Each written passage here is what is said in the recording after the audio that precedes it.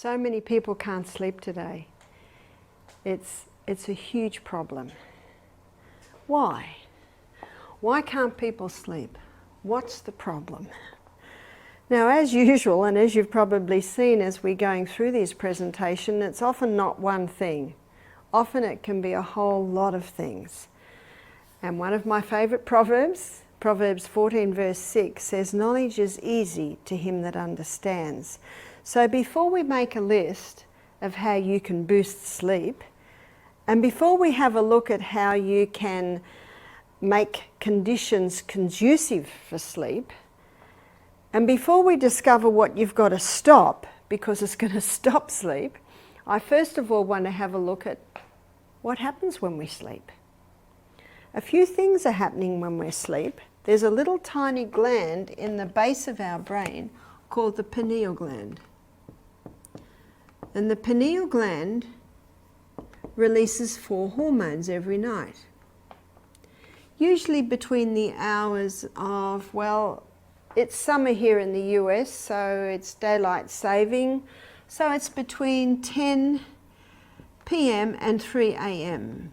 In the winter, it will be between 9 p.m. and 2 a.m. The body doesn't know about daylight saving. What are these hormones that the pineal gland releases in those times? One is serotonin, and serotonin is your mood hormone. So if you want to feel good, go to bed early. If you want happy kids, put them to bed early. It might need that you'll have to have blinds on the windows. Just try this. Have the main meal at lunch and breakfast. Have a very light supper, hot bath, soft lights, nice soft classical music, a story all about falling asleep. And that's an easy way to get the children to sleep. And of course, once they're to sleep early, Mum and Dad have got a couple of hours before they sleep, which is also important. Another hormone is melatonin. Melatonin is called the fix and rejuvenate nighttime hormone. And it's also released in these hours, and it is responsible for balancing the body and also repair that's happening in the body. The third one is arginine vasotocin. And arginine vasotocin is a hormone that puts you in a deep sleep. So you've got a natural painkiller. Isn't that good to know? But for your natural painkiller to work, you must be asleep in these hours. And as your natural painkiller is used, it gives off a waste. And this waste hangs about in the body unless you exercise. So we're going to we'll start early with our boosts. Our sleep boosters. And as we go through the illustrations I'm giving you, we'll add to our sleep boosters. Exercise. There's a proverb in Ecclesiastes that says, "The sleep of a labouring man is sweet." What's a labouring man? That's someone who's working physically hard. You might not have a physically hard job, but you can exercise. And the exercise that is the most powerful at boosting sleep is your high intensity interval training. Now this exercise is also the best exercise to create a little perspiration.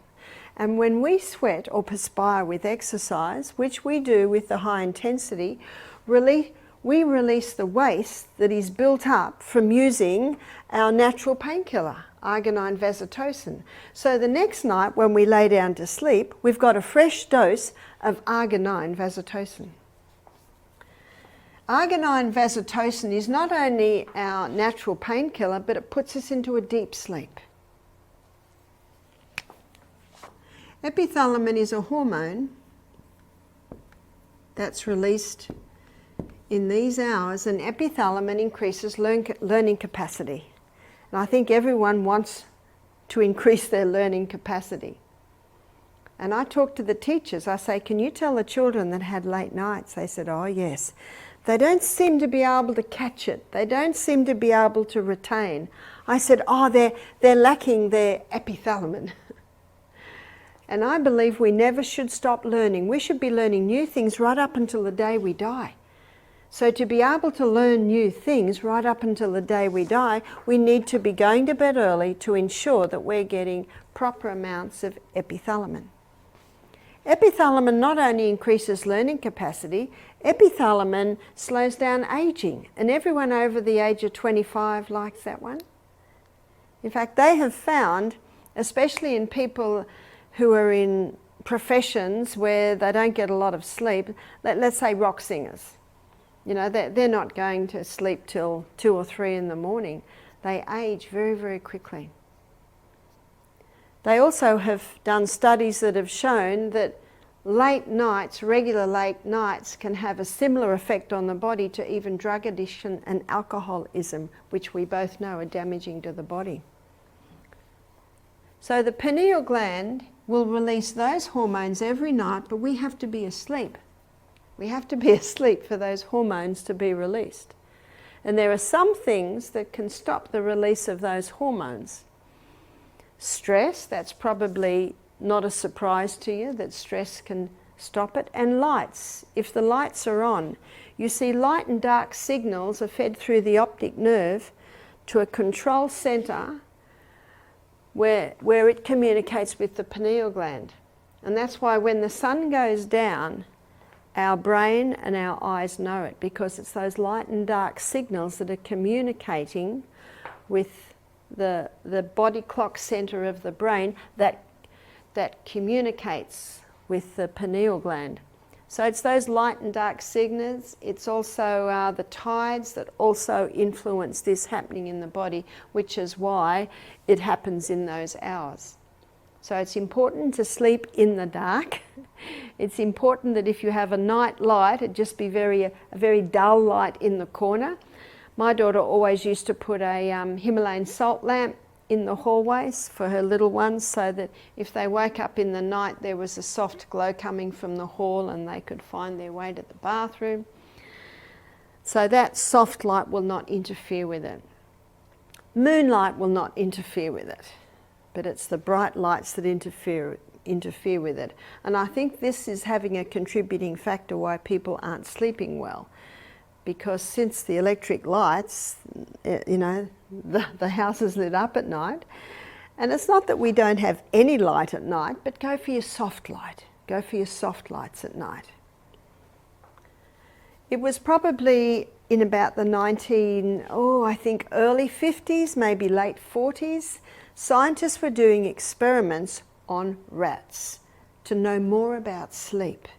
And what they found that there were periods of night where the rats' eyes were moving fast, and there are periods of the night where the rats' eyes were still. And they had microbes connected to the brain, and this is how they worked out that when the eyes were moving rapidly, the brain was moving. But when the eyes were still, the brain was still. And what they discovered, as they looked at this, they discovered what exactly was happening in the brain. They called the still time non-rapid eye movement time, and they called the busy time rapid eye movement time. And what they discovered was that in non-rapid eye movement time, there was a courier service. So what do I mean by a courier service? Well, all through the day, everything that happens to us through the day is stored in our short-term memory storage unit, which is the hippocampus at the back here. And while we're sleeping in non-rapid eye movement time, there's a courier service that is taking that short-term memory unit memories up to the long-term memory unit, which is in the cortex at the top. So that's the courier service, moving the day's memories up to the long-term storage unit. What's also happening in rapid eye movement time is a cleaning system. Now this cleaning system is called the glymphatic system. And the glymphatic system is made up of glial cells. And there are more glial cells in the brain than brain cells, and we've got 1 trillion brain cells. So what's the glymphatic system cleaning up while we sleep? Waste from neuronal activity, waste from the combustion of oxygen and glucose at the cellular level. So there's a fair bit of waste with the running of the brain. In rapid eye movement time, we've got a filing system. So in the filing system, this is where the brain files all the memories that came in through the day. Dr. Matthew Walker, in his book Why We Sleep, he explains it in detail. He's got a lot of research up his sleeve, this neurologist. He's an atheist, but he says regarding this filing system, he says it's almost as if the brain has an intelligence. It certainly does, because there's a creator God that put these systems in the body. What also is happening in rapid eye movement time is dreaming. There's been many theories on dreams, isn't there? I know when I studied psychiatric nursing, there's all sorts of theories that come in about dreaming. But Dr. Matthew Walker, he states that what they found is that dreaming's important for the brain to know how to file. So with dreaming, you might be gathering things from long ago, a year ago, what happened 2 weeks ago, what happened this morning. All of these things come together in a fairly jumbled way. I think you'll agree with me. Some of my dreams can be quite crazy. And they all come in a certain way to be able to file. And what they also found, that it's almost like quite an orderly system on how everything is filed. And if something happens to us through the day and we did not like it, maybe it had upset us, then it's actually put in a negative file. And if something wonderful happened through the day, maybe you met friends and you had a beautiful meal together, that's a very pleasant experience, that can be put in a positive section. What's also happening in rapid eye movement time is there's a consolidation of the things we learnt through the day. A consolidation or a confirming of the things that came in. That's happening while we sleep. This is also invention time. I don't know about you, but my best inventions, my best ideas come early in the morning. Early in the morning. The mind is fresh, it's been cleaned up, it's ready to go. What Dr. Matthew Walker found, and the research he looked at and his scientists, that this happens in 90-minute cycles. What he also found was it's not negotiable. We should be having 8 hours every night. We're going to have a look at what happens in those 8 hours. 8 hours sleep every night. And I'm going to show you why it should be 8 hours, and I'm also going to show you where it should be, especially considering what we've looked at here. So your 8 hours could be 8 p.m. to 4 a.m. It could be 9 p.m. to 5 a.m. It could be, at a stretch, 10 to 6 a.m. There's your 8 hours. So let's start with, we're going to do 9 to 5 here. That's probably one of my favourites, 9 to 5. So we're going to start at 9 p.m. This is the first 90-minute cycle to 10:30. So from 9 to 10:30, the non-rapid eye movement is the most active. There's your rapid eye movement. So at this time of night, it's about 80% non-rapid eye movement and 10% rapid eye movement. From 10:30 to midnight, you've got 60 non-rapid eye movement 40, rapid eye movement. From 12 to 1:30 a.m. you've got about a 50-50. So there's your 50 non-rapid eye movement, 50 rapid eye movement time. Can you see what's happening? Little by little it's turning. So from 1:30 to 3 a.m. now we've got 40% non-rapid eye movement time and 60% rapid eye movement time. And from 3 to 5, your last 2 hours, you've got 20% rapid eye movement and 80%. 20% non-rapid eye movement, 80% rapid eye movement from 3 to 5. And I think you'll agree with me, if you wake up at this time of night, say anywhere between 2, 3, 4, you usually remember your dreams. You wake up at midnight, you don't usually remember your dreams because it's actually not happening at that time. So can you see the importance of sleeping in these hours? Because when you sleep in these hours, all of these systems that are absolutely vital for the proper functioning of the human body, not only the proper functioning but the healing of the human body, but the incredible effect that it has on the mind. Dr. Matthew Walker, he showed that people with Alzheimer's, amyloid plaques, if every case of Alzheimer's they found amyloid plaques building up in the front part of the brain, that's where your reason, intellect, judgment is. But he also showed that if you're going to bed early, your glymphatic system, your cleaning system, helps to prevent the build-up of amyloid plaques. And he quotes 2 very famous people who boasted of only 5 hours sleep a night, who spent their last 15, 20 years with severe Alzheimer's. And one is Margaret Thatcher, Britain's Prime Minister, and also Ronald Reagan, who was one of the US presidents. They boasted of 5 hours sleep a night. And of course that 5 hours sleep doesn't usually start at 8 o'clock, does it? That 5 hours sleep is usually starting at 1 or 2 in the morning. I am not saying, and I don't think Dr. Matthew Walker is saying, that it is the only contributing factor.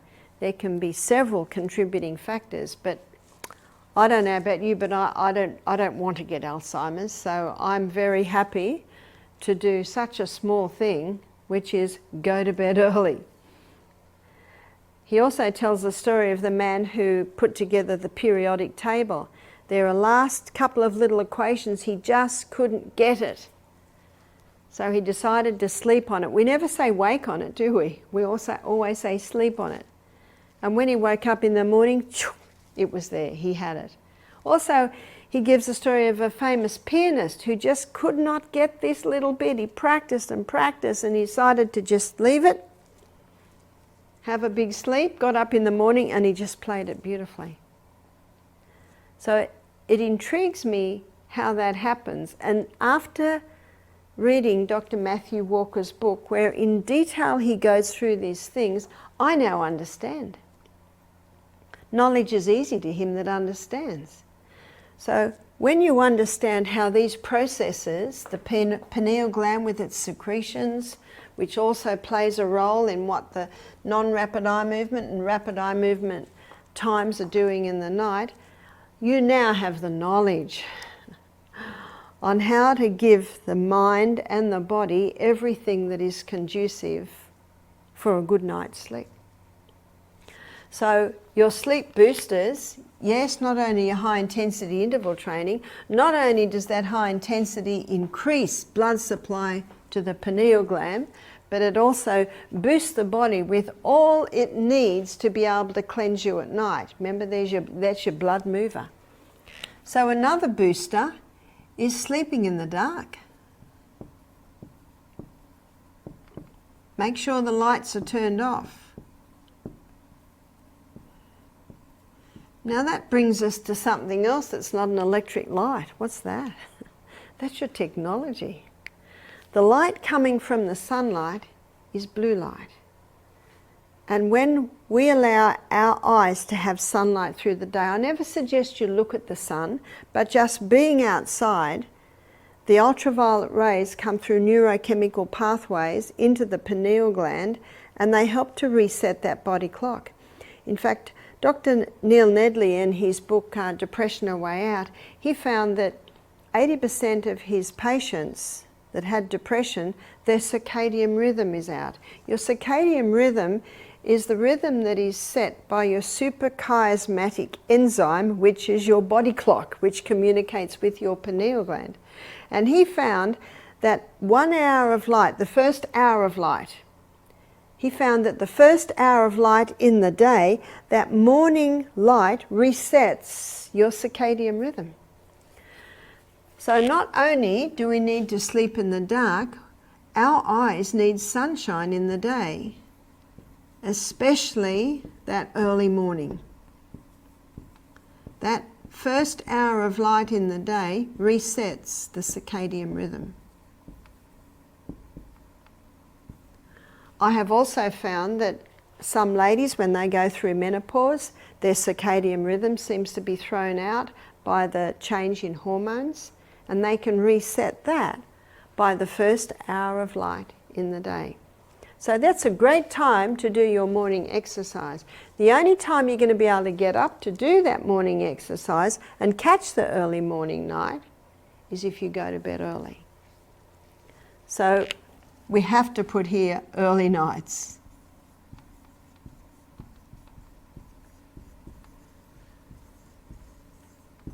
So make sure the kids are in bed by 7:30. Their mum and dad have got a couple of hours by themselves, and yet they can still get to bed by 9:30. And then everyone wakes up in a happy household because they've all got their serotonin while they sleep. Let's go back to sleeping in the dark. It is estimated that 80% of Americans sleep with their phones. That's a little scary, isn't it? And the pillow is no protection against that electromagnetic field. We should be sleeping in an electromagnetic-free zone. That's where we should be sleeping. So we're going to make a side issue here called the bedroom. Okay, let's have a look at the bedroom. To have a room that is conducive for sleep, we need to be having, yes, fresh air. So please sleep with your window open. To get fresh air, it is important that that screen is clean. Have you ever wiped your fly screen with a white wet cloth? Have a look at the colour. Those screens catch dust. And that fly screen ideally should be washed once a month. Fresh air is also dependent on a pillow that is not old or mouldy, so check your pillow. Every pillow should have a pillow protector on it. It's much easier to wash the pillowcase and the pillow protector if you've had a very sweaty night than to wash the pillow. Have you noticed when you buy a pillow today, it's got a date on it? I think it's 2 years. Every 2 years you should buy a new pillow because we lose a lot of moisture in the night. And that also explains why I suggest pulling those blankets back for the first hour in the day. Make your bed after breakfast when the bedding has an air. Allow the moisture that came out of your body in the night to evaporate. So all this is contributing to fresh air. Also, an electromagnetic free field, free zone. That's what the bedroom should be. No technology in the bedroom. Charge it out in the other rooms. My brother-in-law, he gathers everyone's technology of an evening and he charges it in his office overnight. It's a good idea. But what if you're on call? What if you need that phone for an alarm clock?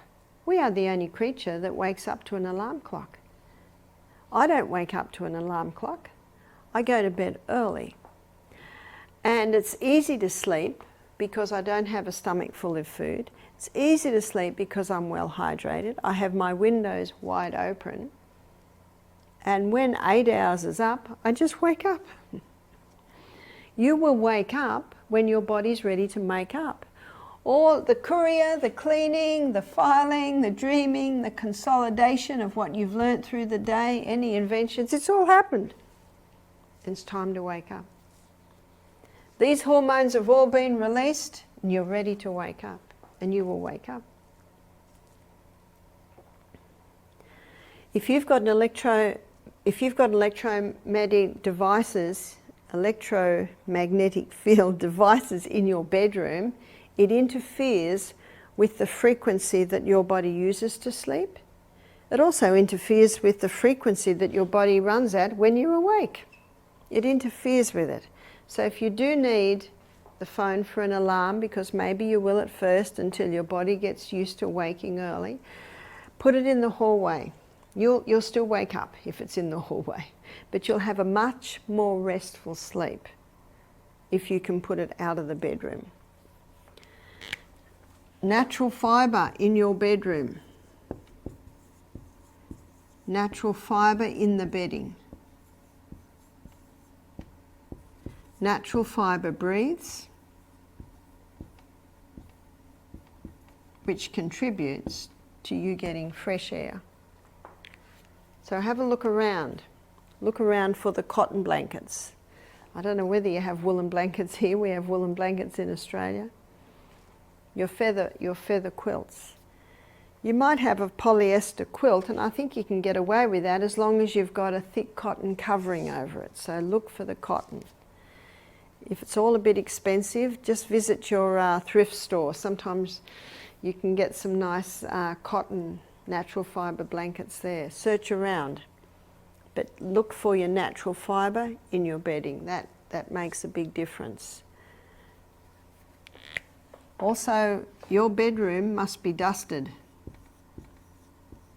Dusted, cleaned, because when you've got a build-up of dust in your bedroom, when you've got clutter in your bedroom, it's almost impossible to clean it. So if you've got bookcases, have them in another room, because they certainly can gather dust. Have as little furniture as possible in your bedroom.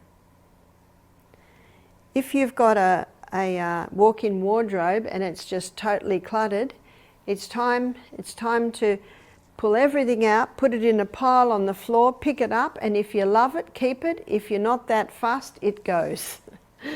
Just get rid of it. Start shedding. Start decluttering your life, because a cluttered house, it'll cause a cluttered mind, and it sometimes can be the result of the cluttered mind. And it's a little bit what came first, the clutter house or the cluttered mind.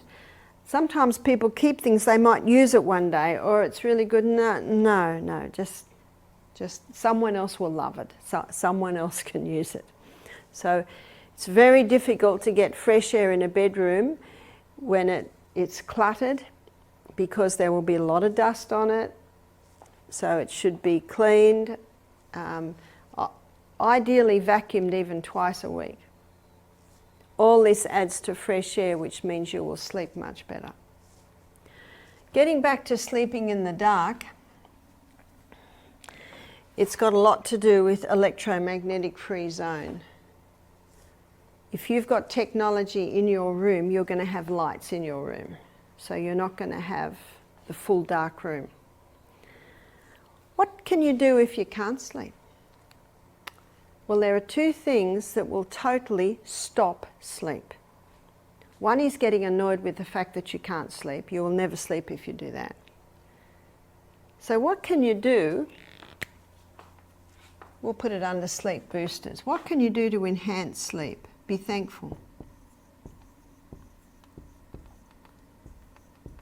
The Bible says in 1 Thessalonians 5:18, in everything give thanks, for this is the will of God in Christ Jesus concerning you. If you can't sleep, be thankful. What else can you do? Be thankful. And if you can't think of anything to be thankful for, thank God that you're not in a concentration camp. Thank God that you're in a comfortable bed. Thank God that you've got eyes that see and legs that work. Just list all the things that you'd be thankful. Thankful for your family. You haven't got a very good family. Well, thankful for your church family. Well, just thank Him. Thank Him for every single thing that you have.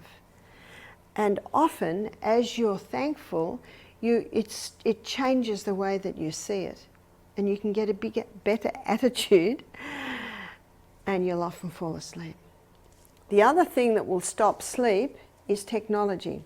If you can't sleep and you have a look at your phone, that phone, in fact the phone and the computer and the iPad, they all have a blue light. And that blue light has a different frequency to the sunlight. But that blue light tells your brain through your eyes, so the blue light's going through your eyes to your brain, daytime, wake up. It's almost impossible to go to sleep once your eyes have been on that technology, because the message that it just gave to the brain. So that's why sleeping in the dark has to include an electromagnetic free zone. So that's no lights, not even the tiny lights. The only light that is allowed, and ideally in the hallway, is the very soft light, the Himalayan lamp light. That's a very nice one. And the Himalayan salt lamp or light, that gives off negative ions, and negative ions help to purify the air. So that's another good thing to do. To boost exercise, we need not only exercise in the day, to sleep in the dark, to have sunshine in the day. Remember, that resets the circadian rhythm. Going to bed early, so you're accessing your non-rapid eye movement and your rapid eye movement time. And being thankful as you fall asleep. Be very thankful. Thank God for all the wonderful things in your life. But also nutrition.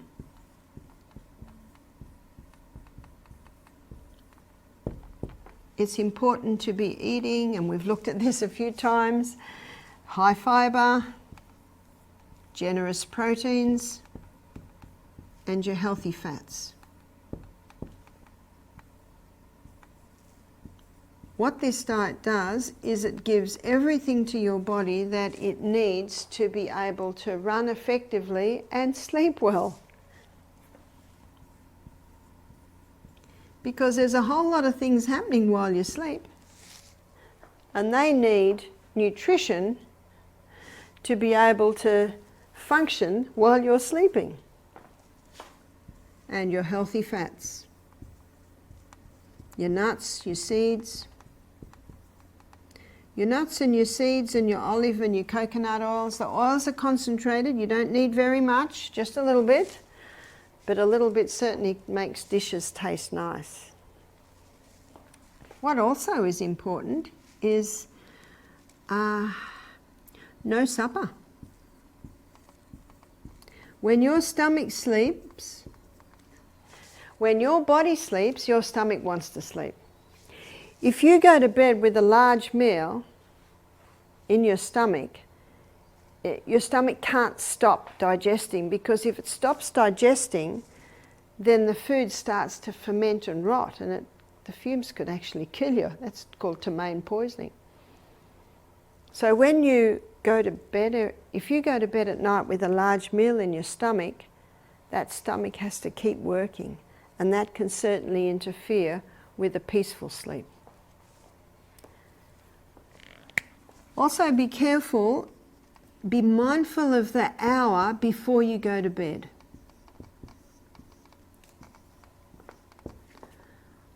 Of the last hour. If you're watching a horror movie or something wild on television and you turn it off, it's almost impossible to just instantly calm down. If you're answering emails just before you go to bed and that light's been there, it's very hard for you to calm down. After reading Dr. Matthews' book on why we sleep, I changed the times that I do emails. I used to always answer emails of an evening because in the afternoon I wanted to garden, I had a whole lot of things to do. But after reading his book and looking at the effect of what that technology has on our eyes and thus our brain, I now do my emails in the afternoon. In fact, when that sun has gone down, that's when I close my iPad. That's when I stop answering the emails.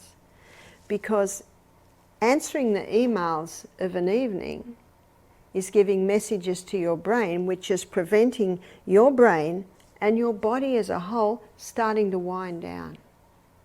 A lot of bodies are wearing out because they're not getting the restorative and regenerating effects of proper sleep. And this is one of the reasons so many people are suffering from insomnia. Sometimes when people implement all of this, they still can't sleep. So I've got some good news. You can rewire your brain. How do you rewire your brain? You actually are very thankful that you now know what to do, and you're very patient. So so not only being thankful, but being patient. Remember, Rome wasn't built in a day, and if you've been going to bed at midnight for the last 10 years, you're not going to be able to suddenly just go to sleep. But you can start getting your body into the habit of winding down. When the sun goes down, that's when you start winding down. You might watch something on the television. The television is not quite as bad as the short-range screens, but have it way back and try and have it off an hour before you're about to go to bed. What can also boost sleep, so we're going over here now, what can also boost sleep is a hot shower just before bed, or a hot bath. Or a hot bath. And if you have a hot bath, in that hot bath you can put Epsom salts. Epsom salts is magnesium sulfate, and magnesium relaxes the muscles. So that's a lovely relaxant. And in the hot bath you can put some lavender, essential oil, or if you're growing lavender you can throw half a dozen sticks of lavender into your bath. And what lavender does, that's also a calming herb.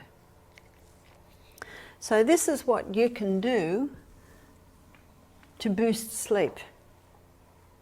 It's very similar to actually what we've looked at in those 8 laws of health, isn't it? Something else what we haven't done is a stop. So what have we got to stop? And it's probably not a surprise to you to know that caffeine is one of the biggest sleep disruptors. And some people take alcohol before they go to bed to put them to sleep. It might put you to sleep, but you'll be waking with half-charged batteries, because what alcohol does, it inhibits the release of those hormones. And what caffeine does is it inhibits the release of those hormones. Because what caffeine does is it stimulates a crisis response. And when a crisis response is stimulated in your body, it's all systems go. So in the afternoon, evening, we should be winding down. But if coffee or tea is taken, all systems are revved up to go. So the caffeine and the alcohol must stop. Refined sugar. Refined sugar has a stimulating effect on the body. Another food that has a stimulating effect on the body is meat. And how many people have a steak with a bit of red wine and a sugary dessert and a cup of coffee after their meal? No wonder they can't sleep. They don't realise it, that they're doing everything to wake the body up, to stimulate the body. It's time to wind the body down. I was reading an interview of a 116-year-old man, and they asked him what were his secrets of long life. He said, I rise with the sun and I go down with the sun. It was easy to do way back then because there weren't many electric lights and there definitely was no technology.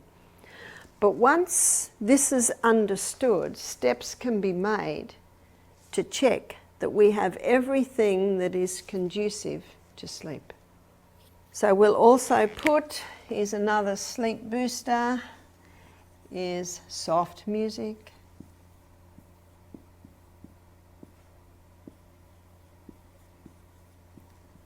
Soft music certainly helps, and we're going to put one in here. There's a little bit of a gap here. Hydration.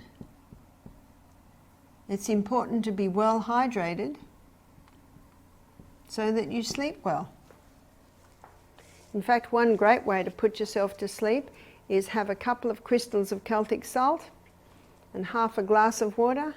15 minutes before you go to sleep, have the other half glass of water just as you get into bed. And that 3 crystals of Celtic salt, or 2 crystals, if you're not used to it, it has 3 magnesiums in it. And magnesium is a muscle relaxant. Relaxes the heart, relaxes every muscle in your body. So now we're going to have a look at what you can do if you cannot sleep.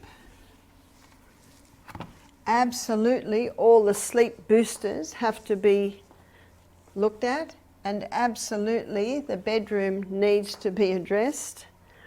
But there are some things that you can take. So here are some remedies.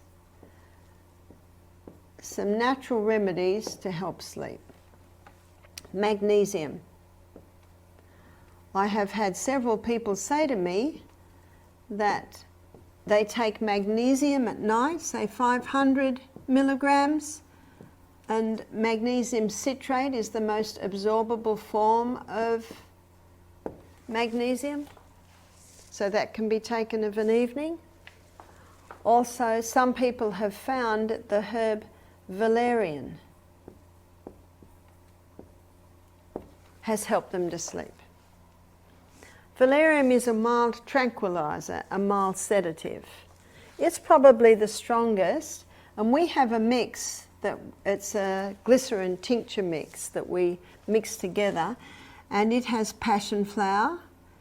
Passion flower is also a tranquilizer, mild sedative, not as strong as valerian.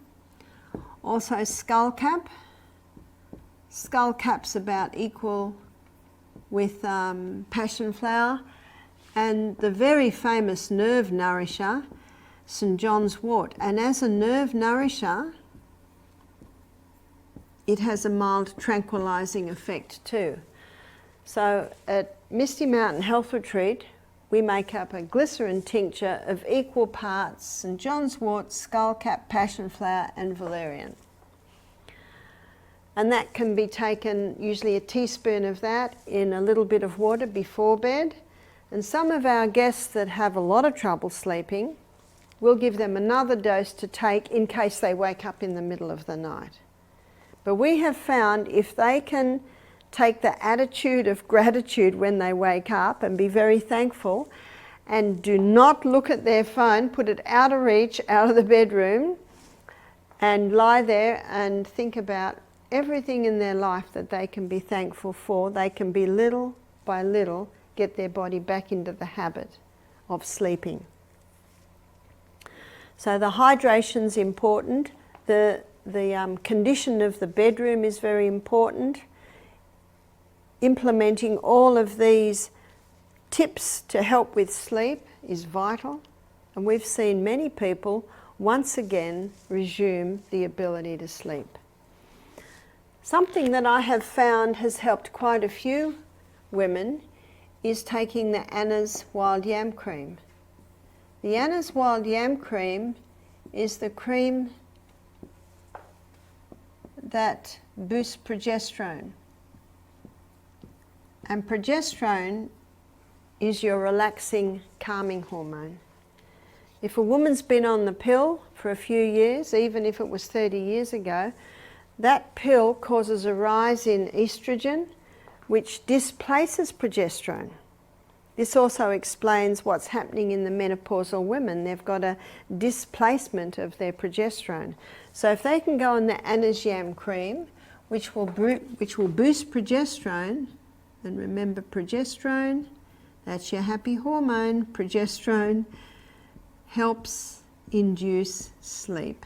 And I've had some ladies say to me that since they've been on the Anna's Yam cream, they've certainly been able to sleep a little bit better.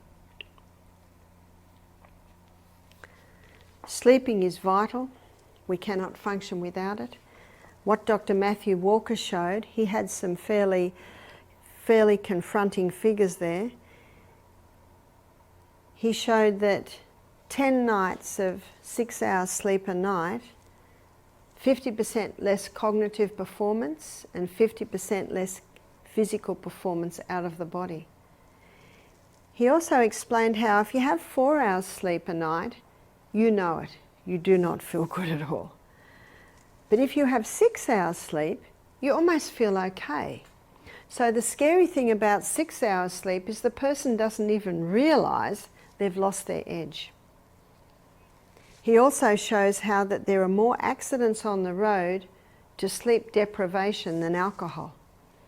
Doesn't mean that alcohol's okay, but he said more accidents happen with sleep deprivation because with alcohol, the person's drunk and they see some red lights, at least they make an attempt to stop. Or there's a corner, they make an attempt to turn the corner and it's often not very good and maybe an accident happens out of it. But he said with sleep deprivation, the person just falls asleep. So they're not even able to try and slow down. They're not even able to try and turn the corner. And as he points out, there seems to be a lot of media attention on don't drink and drive, and certainly there's fines for drink driving, but not a lot about sleep deprivation and driving. You're far better if you're feeling tired to pull off on the side of the road, put the seat down and just even have a 10-15 minute booster.